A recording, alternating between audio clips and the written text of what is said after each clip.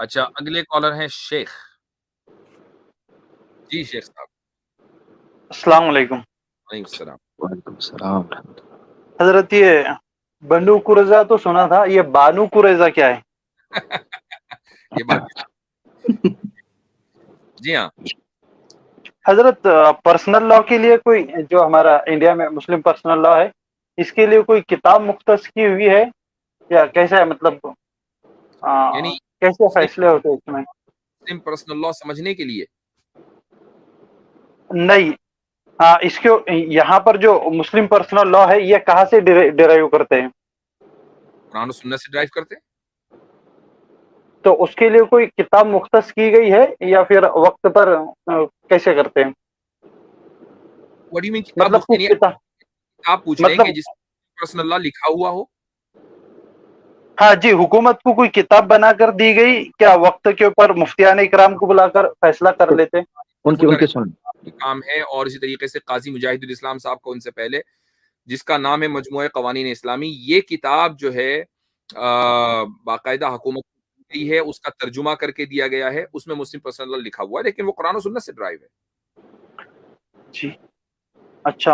اور حضرت اس میں ایک یہ ہے کہ جو پوتا ہوتا ہے اس کو, اگر اس کا پوتا ہوتا ہے اس کو دادا کی جو یہ ہوتی ہے ملکیت ہوتی ہے, ہاں اس میں وراثت نہیں ملتی, تو اس کی کیا وجہ ہے؟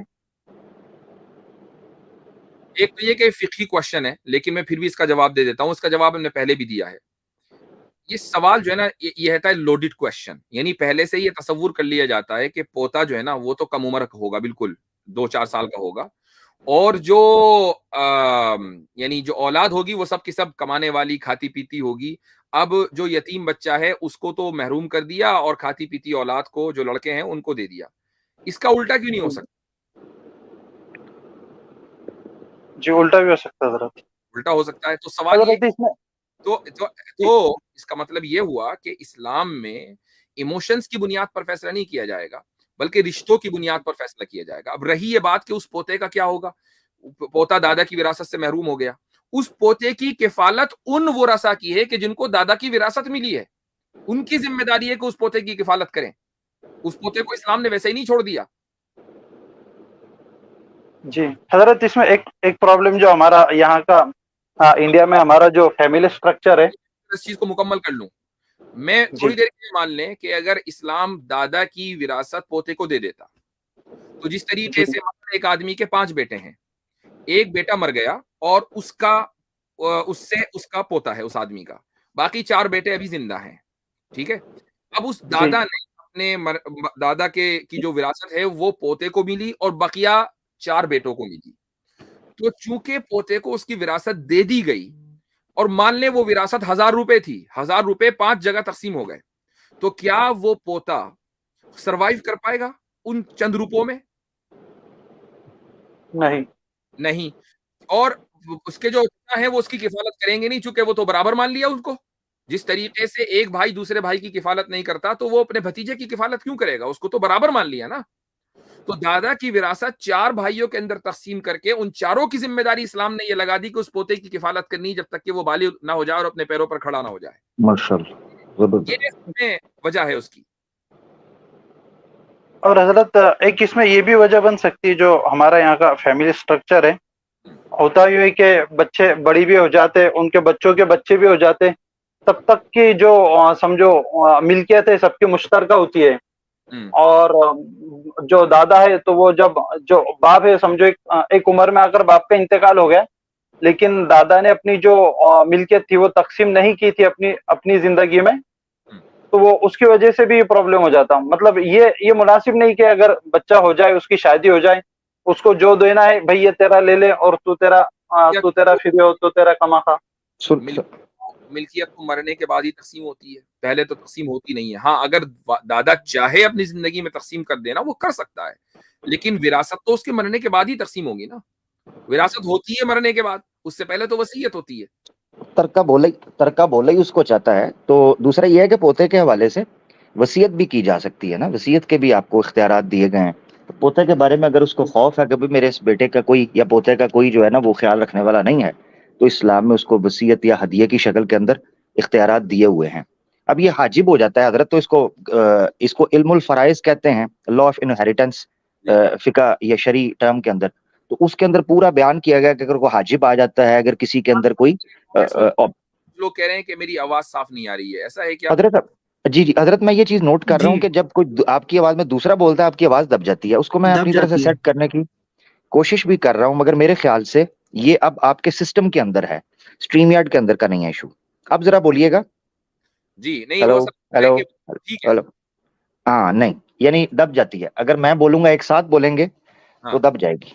اچھا ٹھیک ہے، میں اسی لیے اپنے فون تھا، آج فون سے نہیں آیا تو اس لیے آواز ایسی ہو رہی ہے. خیر اس کی ہو جائے گی حضرت سیٹنگ، مگر آپ کے سسٹم سے تو ہو جائے گی. ٹھیک ہے شیخ بھائی. اس کی جی جی.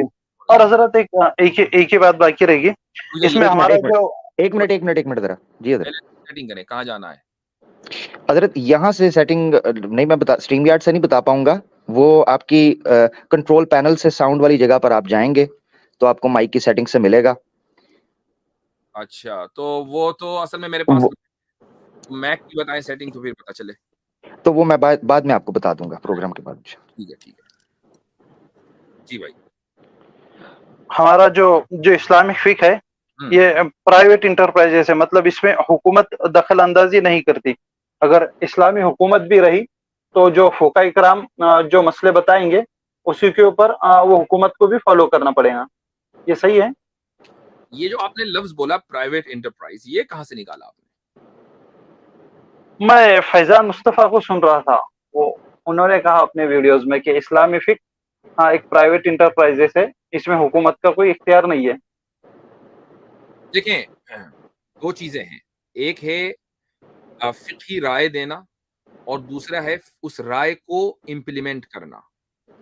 بالکل ایسا ہی جیسا کہ پارلیمنٹ ایک قانون بناتی ہے اور اس کو امپلیمنٹ حکومت کرتی ہے. حکومت پارلیمنٹ نہیں ہے، پارلیمنٹ کا کام قانون بنانا ہے، لیجسلیٹو کاؤنسل اسی لیے بولتے ہیں، اور امپلیمنٹیشن گورنمنٹ کا کام ہے. بالکل ایسے ہی اسلام میں بھی خلیفہ کا یا امیر المومنین کا کام اسلامی حکم کو امپلیمنٹ کرنا ہے، اور اجتہاد کر کے کوئی مسئلہ بتا دینا یہ فقہا کا کام ہے. تو اس میں مطلب اس کو پرائیویٹ انٹرپرائز نہیں کہا جائے گا. کیا آپ پارلیمنٹ کو پرائیویٹ انٹرپرائز کہیں گے؟ نہیں. تو فیضان مصطفیٰ صاحب نے اگر یہ بات کہی ہے، اور میں نے شروع میں آج کی ویڈیو میں یہ بات کہی تھی کہ میں ان کی ویڈیو پر کچھ تبصرہ کرنا چاہتا ہوں، تو لیکن میں نے ابھی ان کی ویڈیو پوری نہیں دیکھی، تو یہ بات جو آپ نے مجھے بتائی ہے میں نے ابھی تک نہیں دیکھی ہے، لیکن بہرحال یہ بات انہوں نے غلط کہی ہے اگر ایسا کہا ہے تو. جی اچھا شاید میرے خیال سے غلط فہمی شاید اس وجہ سے ہو جاتی ہے، علماء کے کام کو امر بالمعروف و نہی عن المنکر کے ساتھ خاص کر لیا جاتا ہے، سیاسیات سے منقطع کر دیا جاتا ہے. لہذا وہ یہ سمجھتے ہیں کہ چونکہ امر بالمعروف و نہی عن المنکر بڑا نجی، انفرادی اور بڑا سماجی سطح کا کام ہے، لہذا اس کا کوئی قانون سازی کے ساتھ یا نفاذ کرنے والے یعنی ادارہ تنفیذ جو ہوتے ہیں ان کے ساتھ کوئی تعلق نہیں، تو لہذا یہ پرائیویٹ انٹرپرائز ہے. حالانکہ علماء کا تعلق جس طرح لیجسلیٹو باڈی ہے، یعنی ماڈرن ٹرمنالوجی میں سمجھے تو یہ لیجسلیشن کا کام کرتے ہیں. علماء جو ہیں اپنی آراء سے قرآن و سنہ کی، جس طرح مثال کے طور پر مجھے انڈیا کا نہیں پتا، یقیناً ہوگا کیونکہ اسی طریقہ کار پہ چل رہے ہیں جو برٹش نے یہاں پر سسٹم ڈالا تھا. تو جوڈیشری جو ہوتی ہے وہ کانسٹیٹیوشن کو یا ایکٹس کی انٹرپریٹیشن کے لیے ہوتی ہے. یعنی کسی چیز کے اندر اگر کسی قانون کے اندر آپ کو کنفیوژن پیدا ہو گئی ہے یا ڈفرنٹ انٹرپریٹیشنز یا اوپینینز آپس میں کانفلکٹ کر رہی ہیں، تو اس کو وہ کھول کر بیان یا آسان کر دیتا ہے. تو علماء کا کام اس سے ملتا جلتا بھی ہے، یعنی لیجسلیشن بھی ہے اور انٹرپریٹیشن بھی ہے چیزوں کی متفقہ طور پر. تو یہ پرائیویٹ انٹرپرائز تو سمجھ نہیں آتا، الا یہ کہ آپ یہ کہنا شروع کر دیں کہ ریاست کو شاید نیم سیکولر بنانے کی بات کریں. حضرت ایک بات یہ بھی کہی تھی انہوں نے، جو مسلم پرسنل لا جب انگریزوں نے امپلیمنٹ کیا تھا تو اس کا طریقہ کار یہ ہوا تھا کہ ہدایہ کا پہلے فارسی میں ترجمہ کیا گیا، پھر فارسی سے کسی انگریز نے انگلش میں ترجمہ کیا، پھر وہ انگلش کا ترجمہ بھی بڑا ضخیم ہو رہا تھا تو اس کو بھی مختص کر دیا.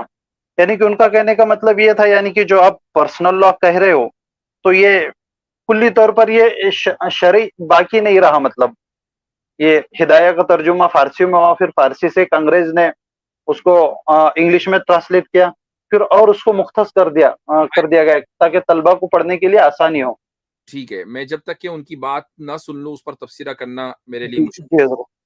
اور میرا ان سے ذاتی تعلق ہے اور بڑی قابل احترام شخصیت ہیں، علمی آدمی ہیں، لیکن تنقید کرنا بھی بہرحال ہمارا، اگر انہوں نے کوئی ایسی بات کہی ہے تو جیسے میں نے آپ کا، اگر انہوں نے یہ بات کہی تو غلط کہی ہے.